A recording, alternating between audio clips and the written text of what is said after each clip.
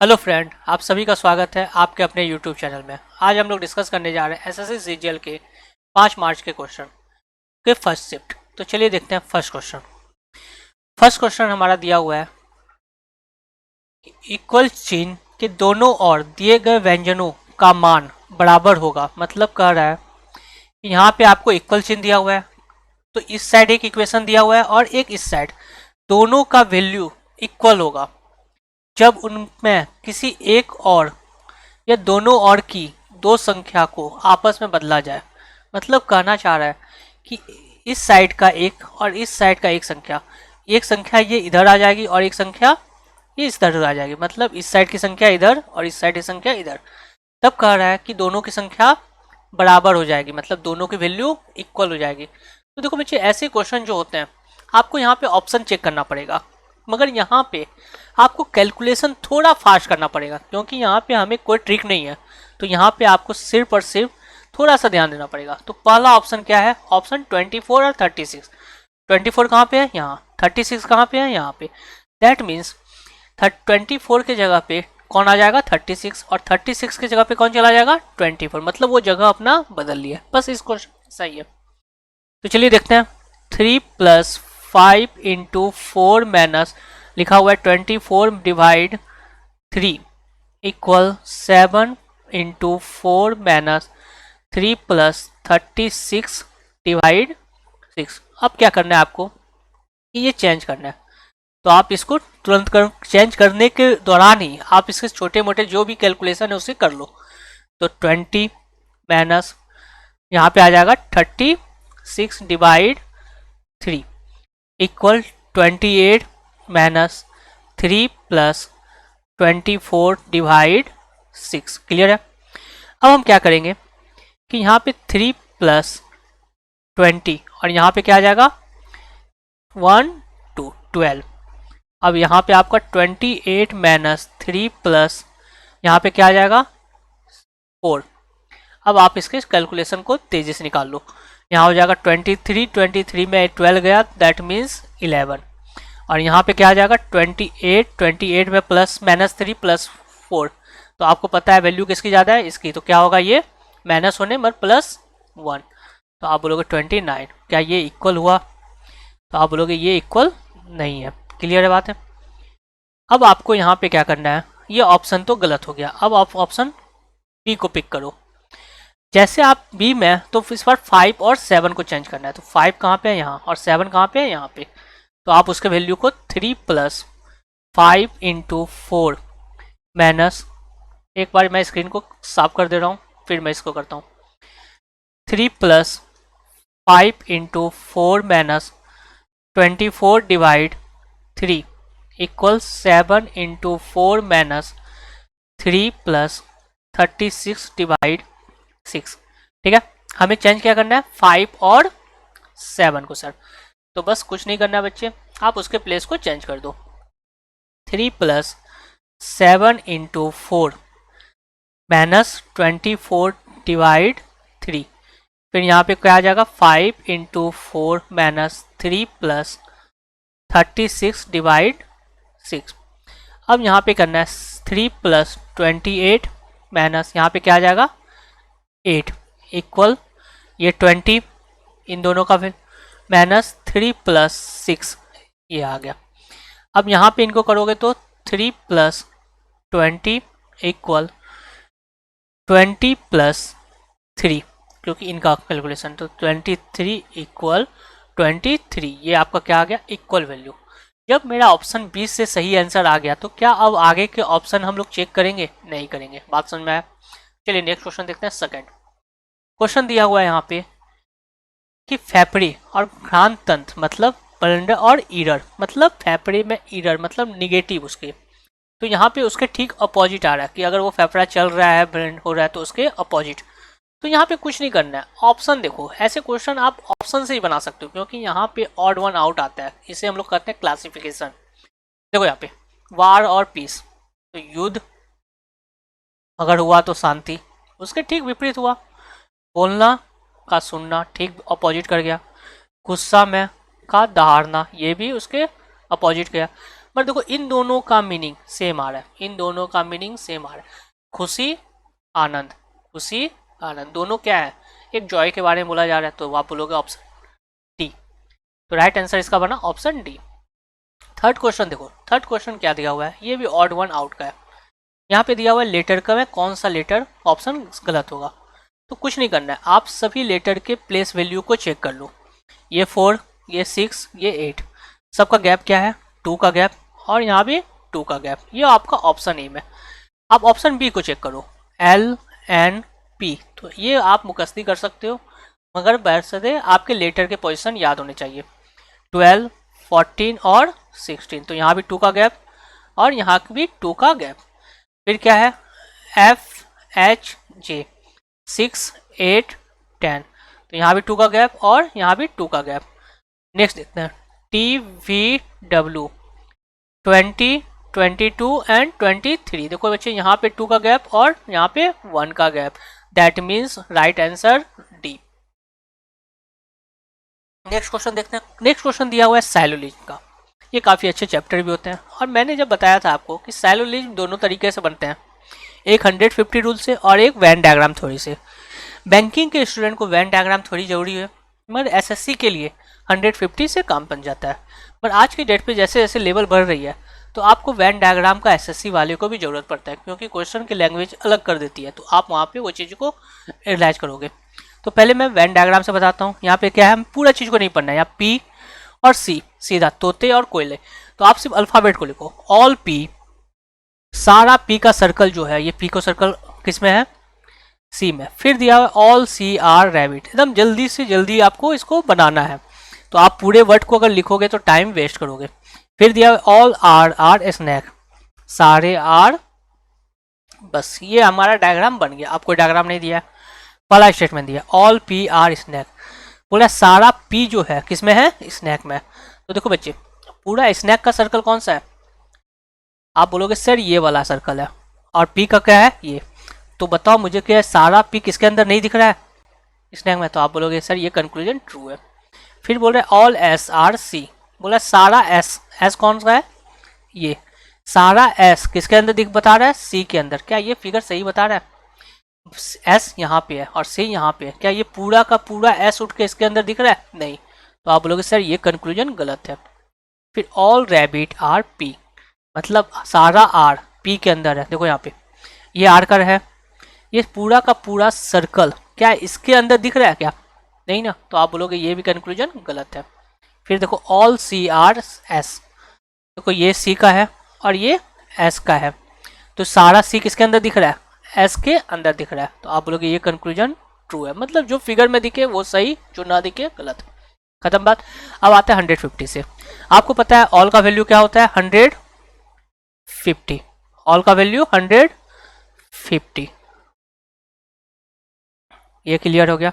अब आपको पता है ऑल यहाँ पे कंक्लूजन दिया हुआ है 150, तो हम क्या करेंगे, P और S, तो P कहाँ पे है, यहाँ पे, और S कहाँ पे है बच्चे, यहाँ पे। तो आप देखो कि यहाँ पे P का 100 दिया हुआ है, 100 की वैल्यू 100, मतलब हम 100 का 100 बना सकते हैं। फिर देखो यहाँ पे स्नैक को क्या दिया हुआ है, 50, 50 को 50 बना सकते हैं, तो ये कंक्लूजन क्या हुआ हमारा, ट्रू। सेकंड देखो बच्चे 150, अब S को क्या दिया है 100, और कंक्लूजन स्टेटमेंट क्या दिया हुआ है 50, और हमें पता है कि 50 का 100 नहीं बना सकते हैं, और यहाँ पे S को क्या रिप्रेजेंट किया है 100, तो आप बोलोगे ये कंक्लूजन गलत, क्योंकि हम 50 रुपया पॉकेट में 100 रुपया खर्च नहीं कर सकते हैं, मैक्सिमम 50 ही खर्च कर सकते हैं। नेक्स्ट देखो ऑल रैबिट, रैबिट यहाँ पे क्या है 100, यहाँ पे ये 50। अब देखो ध्यान देना, रैबिट और पी के बीच में रिलेशन है, तो इसके बीच में रिलेशन कौन ऐड कर रहा है, तो आप बोलोगे कि सर इसके बीच में रिलेशन ऐड कर रहा है सी, यही तो रिलेशन ऐड कर रहा है, क्योंकि इनसे ये आया और ये इनसे रिलेट हुआ, क्योंकि रैबिट देखो यहाँ भी है, पर इस रैबिट का रिलेशन हमें नहीं मतलब है, हमें पी और आर के बीच का रिलेशन है, तो इनके बीच का ये कनेक्टिविटी हुआ। तो यहाँ पे देखेंगे रैबिट को क्या है 100 और यहाँ रैबिट क्या है 50, तो आप बोलोगे ये कंक्लूजन गलत है, क्योंकि 50 का 100 नहीं बनाया जा सकता है। फिर देखो यहाँ पे, यहाँ 100 और 50, 100 और 50, तो सी को क्या है 50 और एस को क्या है, सॉरी सी को क्या है 100 और एस को 50। तो यहाँ पे देखो सी और एस, तो इसके बीच का कनेक्टिविटी रैबिट किया गया, तो 100 का 100 बना सकते हैं, 50 का 50, तो ये कंक्लूजन ट्रू हो गया। नेक्स्ट क्वेश्चन देखते हैं, तो ऑप्शन कौन सा सही हुआ, ऑप्शन बी। नेक्स्ट क्वेश्चन देखते हैं, क्वेश्चन दिया हुआ है ये सीरीज का, इसे हम लोग कहते हैं सीरीज कि लेटर का लेटर रिपीटेशन होता है। ऐसे क्वेश्चन काफ़ी आसान होते हैं। इस तरह के क्वेश्चन जब भी आपके पास आ जाए एग्जाम में, तो आप सबसे पहले देखो कि वहाँ पे क्वेश्चन में नंबर ऑफ लेटर कितनी है। तो यहाँ पे देखो एफ, एच और जी, दैट मीन्स 3 लेटर। और मैंने इसको बताया था आपको कि जब भी इसका पेयर बनेगा, 2 का पेयर या 3 का पेयर कोशिश करोगे, 2 का पेयर या 3 का पेयर। फिर आपका कुछ और कॉन्सेप्ट बताए थे, miscellaneous concept, but maximum question क्या बनता है, 2 या 3 के पेयर। अब मुझे बताओ लेटर कितने हैं, 3। तो मुझे बताओ लेटर जब 3 दिए हुए हैं तो क्या कभी 2 का पेयर बना सकता है, नहीं बना सकता है। तो पेयर कितना का बनेगा, 3 का। अब कुछ नहीं सोचना है, हमें पता है 3 का पेयर, दैट मीन्स यहाँ एफ एच, कौन सा लेटर छोड़ दिया यहाँ, जी, तो आप पुट कर दो यहाँ पे जी। इसी तरह से आगे चलो, देखो फिर ये 3 पेयर, फिर देखो जी एफ है तो यहाँ क्या एच, फिर आगे का हम देखेंगे एच जी तो एफ। तो अब यहाँ पे ऑप्शन एलिमिनेट करो, पहला क्या मिला जी, तो ये ऑप्शन नहीं है, यहाँ भी ऑप्शन नहीं है, जी यहाँ पे है, जी यहाँ पे है, दूसरा एच यहाँ पे नहीं है, ये ऑप्शन। तो राइट आंसर ये। पूरा चेक करने की भी ज़रूरत नहीं है आपको, क्लियर है, आप इसको पूरा सेट कर सकते हो, मगर आपको एग्जाम में जल्द से जल्द बनाना है।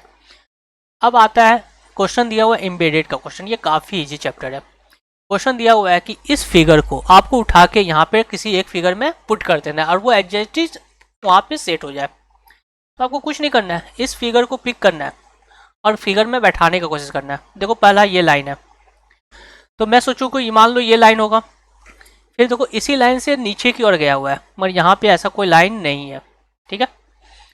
अब अगर कोई एक बार और इसमें सोचेगा कि सर ये लाइन यहाँ पे मैं सोचूं यहाँ बैठा दूं, और वो नीचे की भी तो और जा रहा है, ये भी लाइन बन रहा है सर, ठीक है। यहाँ आने के बाद ये कहाँ गया, ऊपर की ओर, मगर यहाँ से कोई लाइन ऐसा नहीं है, यहाँ से ऐसा कोई लाइन नहीं है। बात समझ में आ रहा है। तो ये क्या हुआ आपका ऑप्शन ए गलत। फिर हम लोग देखेंगे ऑप्शन बी। अब फिर से हम इसे पुट करने का कोशिश करेंगे। देखो बच्चे पहले हम देखेंगे, नजर पड़ेगा यहाँ पे बैठाने का, तो दूसरा यहाँ पे आया, थर्ड हमारा ये ऊपर तो गया, मगर देखो यहाँ पे ऊपर जाने के बाद ये ऊपर से नीचे की ओर गया, मगर यहाँ पे नीचे से गया, तो ये तो गलत हो गया, ये क्या हुआ हमारा गलत हुआ। तो हम क्या करेंगे, सेकंड चीज देखेंगे इसमें कि अब यहाँ तो नहीं बैठाएंगे, और कहाँ बैठा सकते हैं, ये लाइन बैठा दिए इसको, फिर देखो ये नीचे की ओर गया, यहाँ पे आया, और फिर ये इस जगह पे, और ये ऊपर से जा रहा है, तो आप बोलोगे एज इट इज ये फिगर इस पे आके बैठ जाएगा। तो आप राइट आंसर ऑप्शन बी। अब आगे के ऑप्शन आपको चेक नहीं करना है क्योंकि आपको आंसर मिल चुका है। चलिए नेक्स्ट देखते हैं। नेक्स्ट क्या दिया हुआ है आपका, ये आपका सीरीज दिया हुआ है अल्फ़ाबेटिकल सीरीज। मगर अल्फ़ाबेटिकल सीरीज में जब भी आपको पेयर में मिले, तो आप क्या करोगे, उसे इस फॉर्म में लिखोगे। और याद रखना बीच वाले लेटर देखो सभी जगह कैपिटल है, तो दैट मीन्स बीच वाले लेटर कैपिटल होंगे। तो ए, फिर उसके जस्ट सामने सेकंड का लिखो एफ टी आई, फिर जस्ट उसके सामने के ओ एन, फिर जस्ट उसके सामने पी जे एस। अब जो क्वेश्चन मांग रहा है वो आप अब सिर्फ इसके लेटर पोजीशन से आप इसके निकाल सकते हो। जैसे आपको यहाँ पे 1 पुट कर दिया, ये क्या होता है 6, तो आप बोलोगे +5, फिर ये 11 तो +5, ये 16 तो +5। आप बोलोगे सर हर बार 5 ऐड हो रहा है, तो यहाँ भी प्लस ऐड होगा, तो कितना हो जाएगा 21। 21 कौन सा लेटर आता है यू, तो पहला लेटर बना यू। तो जिस ऑप्शन में यू दिख रहा है वो छोड़ के बाकी गलत हो गए। अब देखो इस ऑप्शन में 25 और ये 20, तो आप बोलोगे सर -5, यहाँ 15 तो -5, यहाँ 10 तो -5, तो यहाँ भी -5, तो यहाँ पे क्या आया 5, और 5 में मतलब ई, तो कौन सा ऑप्शन में बैठेगा। आप देखो यहाँ पे कौन कौन से ऑप्शन में है, और ये कैपिटल होगा, तो ये भी ऑप्शन गलत हो गया, 2 ऑप्शन बच गए। अब ये 4 और 9 तो यहाँ भी क्या हो रहा है +5 का, 14 तो यहाँ भी +5, 19 +5 और यहाँ भी +5, दैट मीन्स 24। 24 में क्या आएगा आपका x, तो कौन सा ऑप्शन में ये, तो right answer option C. Question number 8 दिया हुआ है कि मिनिस्टर का कौंसिल से रिलेशन है, तो सोलर का नाविक का क्या है, तो मतलब मिनिस्टर का काम क्या है ये। तो अब एक बात बताओ, नाविक का क्या समुद्र में काम नहीं, आपका चालक दल, दैट मीन्स नाविक क्या होता है चालक दल, तो राइट आंसर बोलेगा चालक दल, ये ऑप्शन सही होगा। इसमें सिर्फ और सिर्फ रिलेशन बताना है आपको, कि क्योंकि ये एनालॉजी टाइप के क्वेश्चन होते हैं और इसमें सिर्फ आपको रिलेशन बताना है कि एक दोनों में रिलेशन जो होगा, जिस तरह का रिलेशन बन रहा है, जिस तरह का काम का रिलेशन या जिस तरह का चीज़ों का, तो सेम रिलेशन यहाँ बताना है। नेक्स्ट क्वेश्चन देखते हैं, क्वेश्चन नंबर 9। क्वेश्चन नंबर 9 दिया हुआ है मिरर इमेज का क्वेश्चन, दर्पण प्रतिबिंब का। और याद रखना बच्चे, दर्पण प्रतिबिंब में सिर्फ आपको ध्यान रखना है मिरर राइट साइड है या लेफ्ट साइड, दायां साइड या बायां साइड। दर्पण क्या है हमारा राइट साइड, तो राइट साइड आपका इस साइड है। और मैंने एक कॉन्सेप्ट बताया था कि जो वस्तु के नज़दीक वो नज़दीक और जो दूर वो दूर, मतलब दर्पण से जो नज़दीक होगा उसका इमेज पहले और जो दूर होगा उसका इमेज बाद में। तो मुझे बताओ, दर्पण आपका यहाँ पे रखा हुआ है, तो दर्पण से सबसे नज़दीक कौन है, आप बोलोगे सर एम, आप बोलोगे एम, तो सबसे पहले इमेज किसका बनेगा एम का, तो ये ऑप्शन क्या हुआ गलत हो गया। अब ध्यान दो, एम का शेप ये है, तो यहाँ पे देखो एम का शेप जो बन रहा है तो ये ठीक है क्योंकि ये वाला सबसे नज़दीक है, मगर यहाँ देखो ये, क्योंकि ये इस साइड का दे दिया, तो ये ऑप्शन भी गलत, दो ऑप्शन एलिमिनेट हो गए। अब इन दोनों ऑप्शन में देखो यहाँ पे यहाँ तक सेम है, अब थर्ड लेटर देखो 9, इसका इमेज क्या बनेगा कुछ इस प्रकार का बनेगा, कुछ इस प्रकार का, क्योंकि 9 का क्या है फेस इस साइड जाता हुआ, तो इसका फेस इस साइड जाता हुआ दिखेगा। तो देखो इस ऑप्शन में और इस ऑप्शन में कौन सा ये फिगर फिक्स हो रहा है ये, तो राइट आंसर बना ऑप्शन ए। बस आगे का आपको चेक करने की जरूरत नहीं, क्योंकि 1 से 2 लेटर में ही ये आपकी सही और गलत बताते हैं।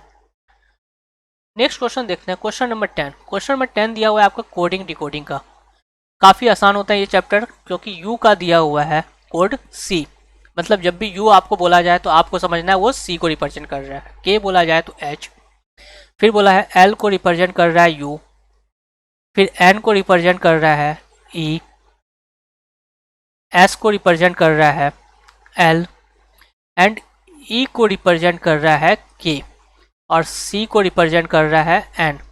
तो आपको बताना है के एन, यू सी, के एल, ई एस।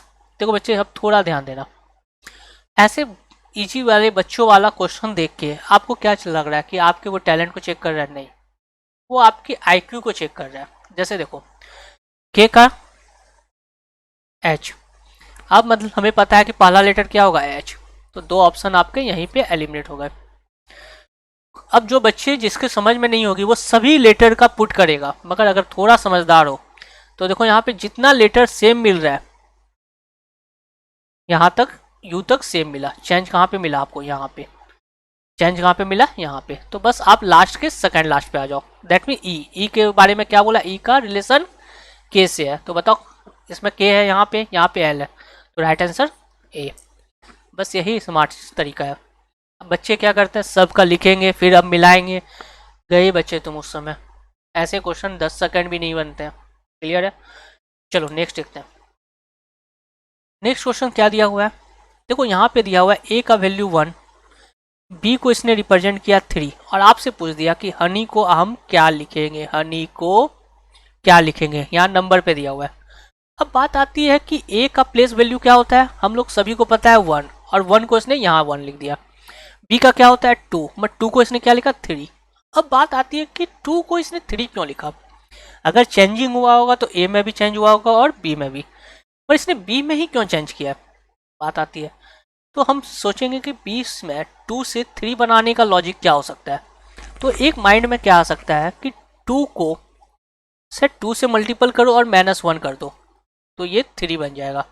अगर बच्चे ये पैटर्न सही है तो आपके ए में भी ये पैटर्न अप्लाई करेगा, 1 को 2 से मल्टीपल करके -1 कर दो, देखो बच्चे सब सही पैटर्न बन गया। मतलब क्लियर बात है कि अपने नंबर के पोजीशन को दुगना करके -1 तो हमें पता है ये 8, ये 15, ये 14 और ये क्या है हमारा 5 और ये क्या है हमारा 25। तो ये क्या होगा हमारा 16 और 16 करके क्योंकि दुगना कर दिया क्योंकि इंटू 2 -1 दैट मीन्स 15। तो आप देखो 15 कहाँ कहाँ है, ये दो ऑप्शन में, ये दो ऑप्शन गलत हो गए। मैंने कहा था कि अब जहाँ तक नंबर मिले आप पहले चेक कर लो। देखो यहाँ पे 9 यहाँ तक चेक मिल गया, फिर 9 तक, लास्ट में क्या बच गया 47 और 49। अब देखें यहाँ पे लास्ट का 25 है, 25 का दूना 50, एक कम 49। तो बस क्लियर बात है, हमें पूरा चीज़ों को एनालाइज नहीं करना पड़ा, आप ऐसे ही बना के निकल गए। नेक्स्ट देखो, नेक्स्ट दिया हुआ है आपको प्रॉफिट एंड लॉस का क्वेश्चन दिया हुआ है शान के पास 5500 रुपये है। कितने रुपये है, उसने कहा कि इसमें 5500 में 5000 रुपया बाहर निकाला उसने, तो बचा उसके पास कितना बचा 500 रुपया। और ये 5000 रुपये का उसने एक जेट प्रोडक्ट खरीदता है, फिर उसे किसी अन्य व्यक्ति से बेचता है और वो 15% प्रॉफिट पे बेचता है। अब मुझे बात बताओ, मान लो आप किसी चीज़ को 100 रुपया में खरीदते हो, मान लो आप किसी चीज़ को 100 रुपया में खरीदते हो और 15 रुपया प्रॉफिट पे बेचते हो, तो आपके पास कितना आया 115 रुपया। तो जब आपसे परसेंटेज बोला जाए तो आपको कितना है 5000 का चीज़ पे उसने 15% प्रॉफिट किया, दैट मीन्स 115 इंटू 100 हम ये कर देंगे। तो यहाँ पे हमारा क्या आ जाएगा 25, 2 हाथ में 5, 2 7 5 0, 5750 रुपये और बाकी कितने थे इसके पास 500 रुपये बचे हुए थे। फिर बोल रहा है अब उसके पास मौजूद सारे पैसे, मतलब ये 500 रुपया भी इसे ऐड कर दिया यहाँ पे, अब हो गया उसका 6250 रुपया। वह एक उत्पाद X खरीदता है, इस बार उसने X प्रोडक्ट खरीद लिया और उसे फिर 25% लाभ पे बेच दिया, मतलब इस रुपये में एक प्रोडक्ट खरीदा और एक 25% प्रॉफिट पे बेच दिया। तो ये क्लियर है, ये 5 टाइम्स ये 4 टाइम 25 से गया। अब ये 2 बार्स 3125 हम इसे मल्टीपल कर देंगे 3125 को 5 से, तो 25 दो हाथ में 10 2 12, एक हाथ में 5 1 6 और 15, इसे 2 से डिवाइड करेंगे तो क्या आएगा हमारा 7 8 1 2 5। तो ये कौन से ऑप्शन में दिख रहा है ऑप्शन बी में, तो राइट आंसर बना ऑप्शन बी। नेक्स्ट देखते हैं, नेक्स्ट दिया हुआ है आपको मिसिंग टर्म का क्वेश्चन, और मैंने कहा था मिसिंग टर्म में जब आपको ध्यान देना है कि पहले तो देखना है कि रो और कॉलम का क्या है। रो और कॉलम यहाँ पे क्या दिया हुआ है 4/4, मतलब रो भी 4 है और कॉलम भी 4 है। तो मैंने कहा था जब ऐसा कंडीशन आ जाए तो आप देखो कि रो की तरफ लार्ज नंबर है या कॉलम की तरफ से। तो आप जब पहला रो को देखोगे तो लार्ज नंबर आपका यहाँ मिला, दूसरा भी रो देखोगे तो लार्ज नंबर आपको यहाँ मिला, और जब आप तीसरा रो देखते हो तो लार्ज नंबर यहाँ मिला, तो रो से बात नहीं बनेगी। फिर हम सोचेंगे सर एक बार कॉलम भी चेक कर लें। अब बताओ लार्ज नंबर यहाँ पे, इसमें अभी हमें डाउट है क्योंकि यहाँ पे हमें पूछा गया, इसमें देखो यहाँ पे लार्ज, मतलब सबके पोजीशन बदल गए। और मैंने कहा था कि लार्ज नंबर जहाँ भी मिलेगा वो प्लेस सेम होगा, अगर वो सबका चौथा प्लेस में मिल रहा है तो सभी का 4th प्लेस पे होगा, अगर किसी का 1st प्लेस पे मिल रहा है तो 1st प्लेस पे ही होगा। तो यहाँ पे नंबर चेंज हो रही है। फिर मैंने क्या कहा था इसमें कि जब ऐसा चीज़ आ जाए तो आप क्या करोगे, आप देखो पैटर्न को कि कैसे बन रहा है रो से या कॉलम से। तो पहले हम प्रायोरिटी देंगे रो को, रो को देख रहे हैं तो हमारे पास ये नंबर दिख रहा है, तो हम यहाँ पे सोचेंगे इक्वल का कॉम्बिनेशन, इक्वल कॉम्बिनेशन। तो एक बार मेरे माइंड में आ रहा है कि 10 × 14 इक्वल 4 × 35, ये दोनों नंबर एक रो का इक्वल कॉम्बिनेशन बना, तो 140 इक्वल 140। अगर ये सही है तो नेक्स्ट रो का भी ये सही बनेगा। तो देखो यहाँ पे 15 × 5 बराबर 3 × 25 है कि नहीं, 75 और 75। तो आप बोल सकते हो 6 इक्वल 7 × 12, दोनों का 84। तो हमारा पता है 8 × 18 × 8 प्लस 16 × क्वेश्चन मार्क, और ये क्वेश्चन मार्क को हम x मान लो। अब पता है 8 से इधर कटा 2 टाइम्स, फिर 2 का 9, x बराबर 9, तो ये कहाँ पे है ऑप्शन डी। नेक्स्ट देखते हैं, नेक्स्ट दिया हुआ है आपको पजल के बारे में। पजल दिया हुआ है आपका ब्लड रिलेशनशिप, दिया हुआ है देयर आर अ फैमिली, एक परिवार है जिसमें 5 सदस्य हैं, KLMNO, among them there is no married one married couple। इसने कहा कि उस परिवार में 5 लोग में से एक मैरिड कपल है। क्लियर है कि एक जो है मैरिड कपल है, तो यहाँ पे याद रखना मेल को आप एक स्क्वायर से और फीमेल को एक सर्कल से रिप्रेजेंट करोगे। तो आपको कहा कि एक मैरिड कपल है, तो एक हस्बैंड वाइफ को हम इस तरह रिप्रेजेंट कर सकते हैं, क्योंकि हस्बैंड वाइफ का डबल पेयर से दिखाएंगे। नेक्स्ट बोल रहा है कि ओ इज अनमैरिड, ओ एक जो व्यक्ति है अनमैरिड है, तो अनमैरिड है मगर इसका अभी जेंडर हमें पता नहीं है कि ये फीमेल है या मेल है। फिर लिखा and is the brother of के, और वह के का भाई है, वह के का भाई है। कौन? ओ। तो क्या ओ का जेंडर पता चला? वो भाई है, तो ओ का जेंडर क्या हुआ? मेल। और ये किसका भाई है? के का, मगर अभी हमें के का जेंडर नहीं पता चला है। नेक्स्ट स्टेटमेंट हम देखते हैं, N is sister of O. इसने कहा एन जो है ओ की बहन है, तो यहाँ किसका जेंडर पता चला? एन का। तो एन किसकी बहन है? ओ की। यहाँ तक क्लियर है। नेक्स्ट दे रहा है M is the only married female. इसने कि एम जो है ओनली मैरिड, हमें पता है 2 मैरिड पर पजल है, तो एम कौन होगा? ये, क्योंकि एक ही परिवार में मैरिड है। और क्या बोल रहा है? And mother of N. इसने कहा कि जो मैरिड पर्सन है एम, वो किसकी माँ है? एन की। तो आप यहां से इसकी माँ को रिप्रेजेंट कर दो एम, और इसकी शादी इस पर्सन से। अब इसका नाम क्या है वो आगे हम लोग देखेंगे। फिर लिखा है एल और O R the only male in the group. इसने कहा एल और ओ जो है 2 ही मेल हो गए केवल, क्योंकि ओनली वर्ड लिखा हुआ है और केवल, अब उससे ज़्यादा लोग नहीं हो सकते। तो एक तो ओ तो आ गया, अब बच गया एल। मुझे बताओ परिवार में 5 सदस्य थे, तो 4 सदस्य तो ऑलरेडी आ चुका है, तो बच क्या गया? एल। क्लियर है। तो हमें 2 मैरिड मिल गए, एक 2 मैरिड हो गए, एक मैरिड हो गए और 2 मेल हो गए। अब इसने कहा कि के का जेंडर पता चल गया, के दैट मीन्स फीमेल, क्योंकि इसने कहा दिया था कि 2 मेल से ज़्यादा नहीं हो सकते, तो यहाँ पे ये क्लियर हुआ। अब डायरेक्ट पूछा है कि who is the father of के का पिता कौन होगा? तो ये सब क्या है? भाई बहन है। के की माता ये और के का पिता ये होगा, तो एल आंसर होगा। चलिए नेक्स्ट क्वेश्चन देखते हैं। क्वेश्चन दिया हुआ है आपका ऑड वन आउट का। यहाँ पे 4 ऑप्शन दिए हुए हैं और ऑप्शन से इसे एलिमिनेट करना है कि कौन सा ऑप्शन 3 ऑप्शन से मिलता जुलता नहीं है। देखो ये प्रॉपर्टी दिया हुआ है दरिद्रता, ये समृद्धि मतलब अमीरी के बारे में बोला गया है, या अभाव यहाँ भी गरीबी के बारे में बोला गया, और यहाँ भी कंगाली ये भी गरीबी के बारे में बोला गया। दैट मीन्स इन तीनों का मतलब सेम है और इसका मतलब अलग है, तो राइट आंसर बनना ऑप्शन बी। 60 नंबर क्वेश्चन जो दिया हुआ है हमारे डाइस से, और मैंने डाइस के क्वेश्चन में कहा था कि आप 2 डाइस ऐसा देखो जिसमें 1 कॉमन मिले। आप देखो फर्स्ट और सेकंड में आप ध्यान देखो यहाँ पे 2 कॉमन मिल गए। क्या मिले? 2 कॉमन। मैंने कहा एक सिंगल कॉमन ढूंढना है, एक सिंगल कॉमन। तो आप देखो फिगर में 1 सिंगल कॉमन कहाँ मिल रहा है? आप देखिए फिगर 1 और फिगर 3 में देखिए यहाँ पे 3 और 3 सिंगल कॉमन मिल गया। तो फिगर 1 और 3 को जो कॉमन मिला उस नंबर को लिख लीजिए, 3 और 3। अब क्या करना है? हमें क्लॉकवाइज चलना है, तो क्लॉकवाइज चलेंगे तो फिगर 1 में 3 के बाद कहाँ पे आए? 4, तो आगे लिखेंगे हम 4। फिर क्लॉकवाइज चलेंगे, 4 के बाद कहाँ पे आए? 2, तो फिर लिख लेंगे हम 2। अब हम इस पर कॉमन नंबर है, कॉमन से ही चलना है क्लॉकवाइज घड़ी के दिशा में, तो कहाँ पे आएगा? 6, तो नेक्स्ट नंबर लिखेंगे 6। फिर 6 से चलेंगे 1, तो यहाँ पे क्या आएगा? 1। हमें पता है जो नंबर एक दूसरे के सामने आया वो उसके विपरीत है, वो उसके अपोजिट है। तो 4 का अपोजिट क्या बना? 6। 2 का अपोजिट क्या बना? 1। एग्जामिनर ने आपसे 3 का विपरीत पूछा था, 3 का विपरीत पूछा था। एक डाइस में कितने नंबर होते हैं? टोटल 6।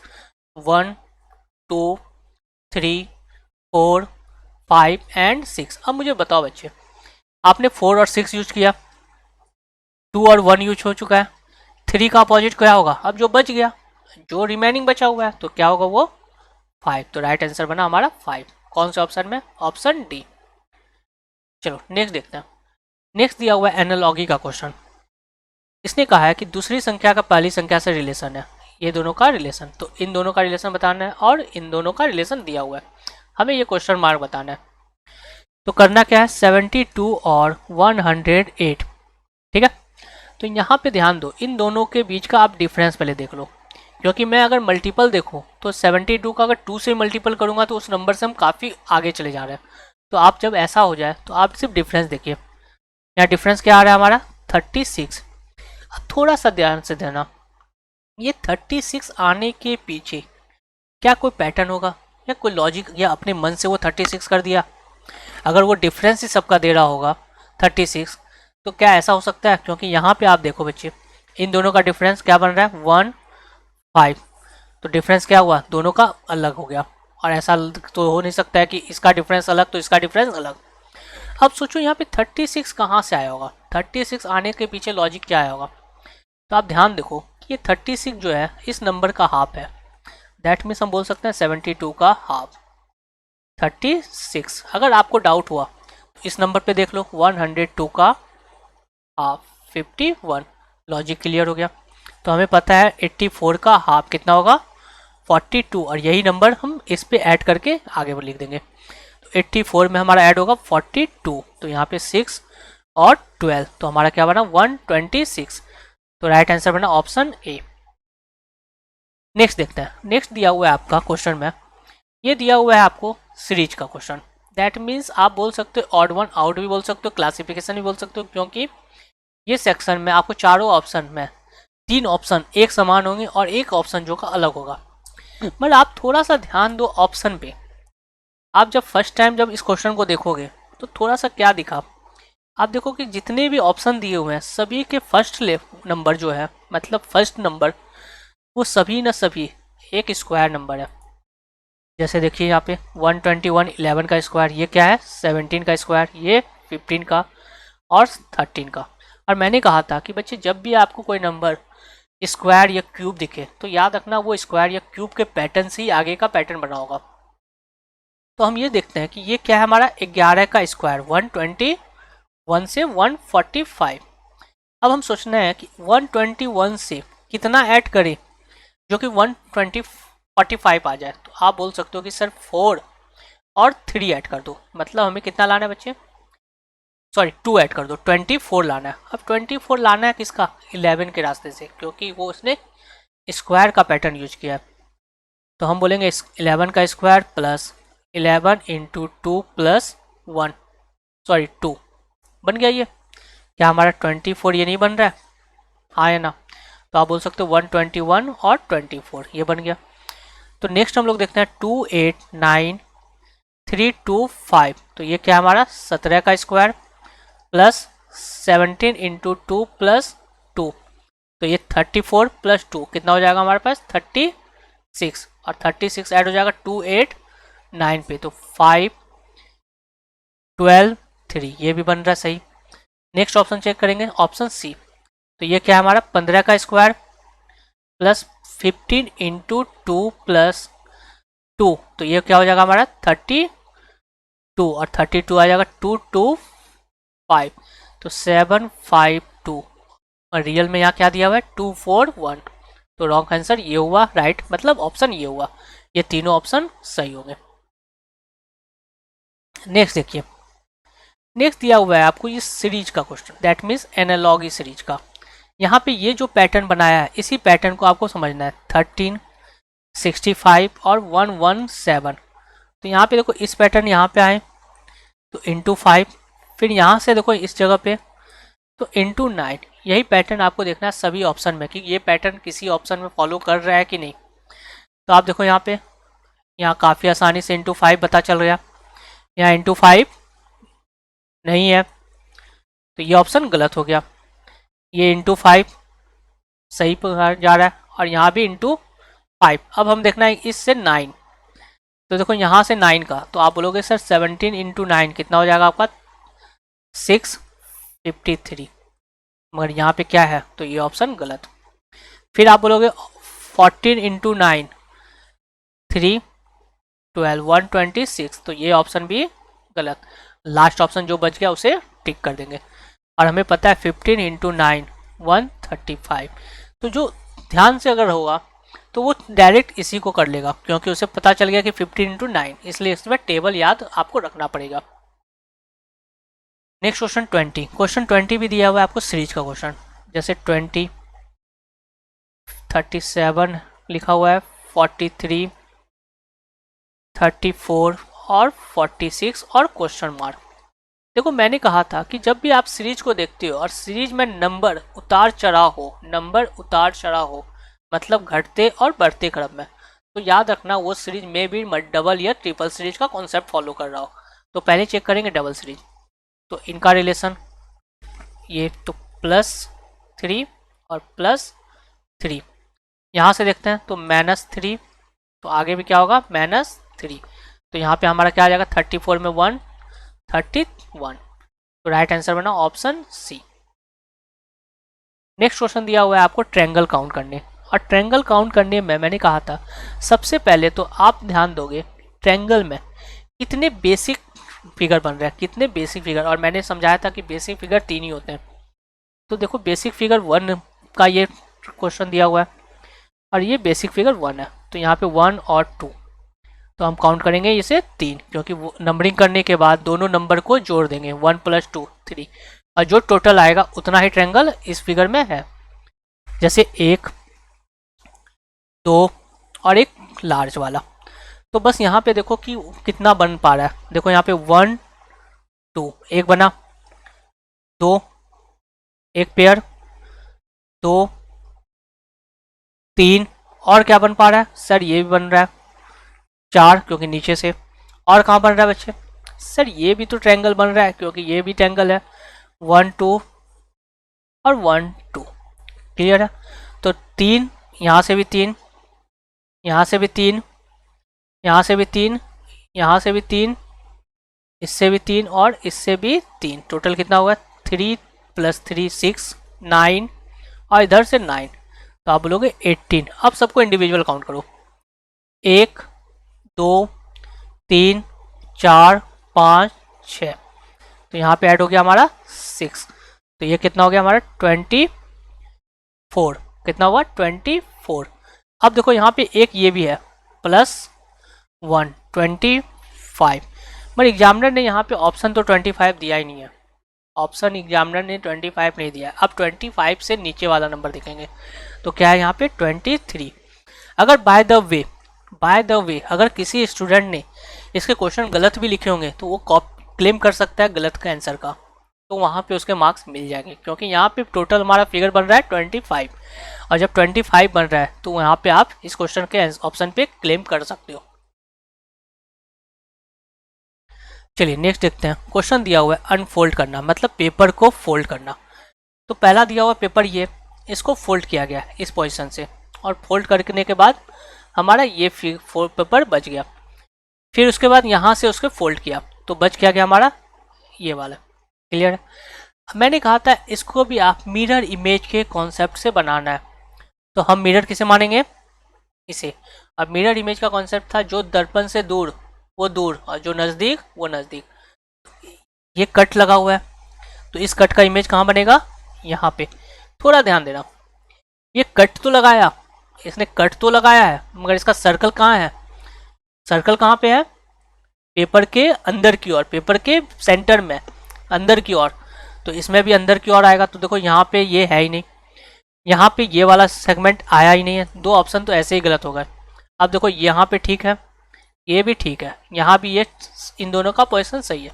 अब देखो ये यहाँ तक का तो कंप्लीट, अब ये पूरा का पूरा फिगर ये इसमें ओपन होगा। जब यहाँ ओपन होगा तब भी ये क्या होगा, दोनों साइड इसके अंदर की ओर होंगे सर्कल। तो देखो ये सर्कल क्या हुआ हमारा बाहर की ओर चला गया, ये सर्कल क्या हुआ हमारा बाहर की ओर चला गया, तो ये ऑप्शन सही होगा। नेक्स्ट क्वेश्चन देख रहे हैं। क्वेश्चन दिया हुआ है arrange the following word in logical and meaningful order में। यहाँ बोला है कि वर्डर को, सभी वर्ड को अरेंज करना है किसमें, मीनिंगफुल वर्ड में। तो आपको यहाँ पे दिया crocodile, lizard, well, house fly, monkey, तो यहाँ पे आपको अरेंज करना है। तो हम बचपन से देखते हैं कि छोटे से बड़े की ओर बढ़ते हैं, छोटे से बड़े की ओर। तो सबसे पहले हम यहाँ पे देखेंगे सबसे छोटा किसका साइज होता है, हाउस फ्लाई 4, उसके बाद लिजार्ड, उसके बाद मंकी, उसके बाद क्रोकोडाइल, उसके बाद वेल। तो हमारा ऑप्शन कौन सा बन रहा है, ऑप्शन ए। तो राइट आंसर बना ऑप्शन ए। नेक्स्ट दिया हुआ है आपका सीरीज का क्वेश्चन। देखो सीरीज का जब क्वेश्चन दिया जाए तो आप ध्यान देना दो चीज़, एक तो सीरीज में मूवमेंट और दूसरा है कि अगर क्या सीरीज में कोई नया पैटर्न भी बन रहा है। मैंने क्या बात कहा कि कोई भी लेटर या कोई भी साइन उसकी मूवमेंट क्या हो रही है, और दूसरा जब मूवमेंट हो रहा है एक से दूसरे में तीसरे में जा रहा है तो क्या कोई नया लेटर बन रहा है। जैसे देखो आपने फिगर 1 से फिगर 2 में आया, यहाँ पे 2 सिंबल थे, यहाँ 3 हो गए। आप बोलोगे कि सर यहाँ पे एक सिंबल ऐड हुआ है, यहाँ पे 4 हो गए, यहाँ पे 5 हो गए, तो नेक्स्ट क्या होगा 6। नेक्स्ट क्या होगा 6। देखो यहाँ पे 3 3 6, ये यहाँ पे कितना है 5, खत्म। यहाँ पे 3 3 6, ये खत्म। बस एक ऑप्शन आप एलिमिनेट कर चुके हो। अब सिर्फ ध्यान देना है कि मूवमेंट क्या हो रहा है, मतलब दैट मीन्स मूवमेंट पे फोकस करना है। आप देखो डायमंड ये यहाँ पे है, अब यहाँ पे आ गया, इसे हम लोग कहते हैं हाफ मूव, इसे कहते हैं हाफ। अगर यहाँ से यहाँ तक जाता तो 1 और इससे हाफ, तो यहाँ पे आ गया। अब ये कहाँ चला गया, इस पोजीशन पे, मतलब हाफ यहाँ तक और हाफ यहाँ, मतलब एक मूव। डायमंड ने यहाँ पे एक मूव लिया। आगे यहाँ पे डायमंड यहाँ से यहाँ तक आया, मतलब डायमंड ने यहाँ से हाफ मूव लिया। इस बार क्या होगा, डायमंड एक मूव लेगा, तो दैट मीन्स वो कहाँ पे आएगा, इस प्लेस पे। देखो सभी ऑप्शन में डायमंड इसी प्लेस पे है। अब सेकंड ऑप्शन देखो, at the rate. At the rate यहाँ पे आके हाफ मूव लिया, तो ये यहाँ पे आया, फिर वो यहाँ पे आया, दैट मीन्स एक मूव, क्योंकि ये यहाँ से यहाँ तक, फिर वो नेक्स्ट हाफ, तो यहाँ पे आ गया। अब ये कितना लेगा, एक मूव, दैट मीन्स ये कहाँ जाएगा, यहाँ पे। तो ये ऑप्शन देखो यहाँ पे नहीं है, ये ऑप्शन भी गलत, 2 ऑप्शन ही आपके बच गए। अब ध्यान देना है कि जो नए सिंबल बने उस पर फोकस करना है। यहाँ पे ओ था, ओ यहाँ से उठ के आया, एक मूव, एक मूव, फिर ओ यहाँ से आके हाफ मूव, तो अब इस बार ओ क्या लेगा, एक मूव। अब कहाँ पे ओ आएगा, इस प्लेस पे। तो देखो इन दोनों जगह पे ओ का सेम है। फिर देखो ये हैश भी, हैश को हम चेक नहीं करेंगे क्योंकि दोनों का प्लेस ये भी सेम, इन दोनों का भी सेम है। अब सिर्फ ध्यान देंगे कि ये वाले स्टार और स्टार पे, क्योंकि देखोगे दोनों का सब सेम ही है, तो हम क्यों दोनों का चेंज करेंगे। और ये देख रहे हो कि स्टार जो है न्यू सिंबल है, स्टार क्या है, न्यू सिंबल। तो आप ध्यान दो, 2 साइन थे, दोनों साइन के बाद जब नया सिंबल आया तो ठीक उसके साथ आया, हाफ डिस्टेंस में, हाफ डिस्टेंस में। फिर देखिए यहाँ पे हाफ डिस्टेंस में, फिर देखिए यहाँ पे हाफ डिस्टेंस पे। तो नेक्स्ट टाइम भी जब न्यू सिंबल आएगा तो वो भी हाफ डिस्टेंस में होगा। देखो ये हाफ डिस्टेंस पे है मगर ये काफ़ी दूर पे है, तो ये ऑप्शन गलत, बात खत्म। नेक्स्ट देखते हैं। नेक्स्ट दिया हुआ है आपका वेन डायग्राम का कॉन्सेप्ट। ऐसे कॉन्सेप्ट काफ़ी इजी होते हैं, कुछ नहीं करना है, सिर्फ देखना है कि ट्रायंगल को लिखा गया टेबल टेनिस खेलने वाले, तो ट्रायंगल के सामने आपको लिख देना है टेबल टेनिस, बस आपको सिर्फ ये पुट करना है। फिर लिखा हुआ है आयत को बैडमिंटन लिखा गया, तो यहाँ पे आप लिख दीजिए बैडमिंटन प्लेयर, तो आप स्मॉल में लिख दिया करो, ज़्यादा लार्ज करने की ज़रूरत नहीं है। फिर बोला है वृत्त को महिला विद्यार्थी, तो सर्कल को क्या बोला गया है, फीमेल, आप सिर्फ ये रिप्रेजेंट करना है। और पंचभूग को फुटबॉल, तो ये आपका पंचभूग, तो फुटबॉल, ठीक है। अब यहाँ पे जैसे जैसे बोला जाएगा वैसे जाएंगे। कितनी महिला विद्यार्थी, पहला किसने कहा, महिला के बारे में, महिला कौन है, सर्कल, तो हम जाएंगे सीधा का सीधा सर्कल में। अब बाकी जितने भी नंबर है हमें इससे कोई मतलब नहीं है, क्योंकि पहले क्या बोला है, महिला विद्यार्थी, तो महिला में, अब जो महिला में नंबर है वही देखेंगे। फिर बोला टेबल टेनिस, अब टेबल टेनिस किसको रिप्रेजेंट करता है, ट्रायंगल में, तो ये नंबर तो ऑलरेडी कट चुके हैं, तो जो बच गए बाहर वाले नंबर वो कट गए, बच गए हमारे 9 और 7। फिर बोला बैडमिंटन, बैडमिंटन को कौन रिप्रेजेंट कर रहा है, रेक्टेंगल, तो रेक्टेंगल के अंदर कौन है, 7, तो 9 कट गया, तो राइट आंसर बना ऑप्शन ए।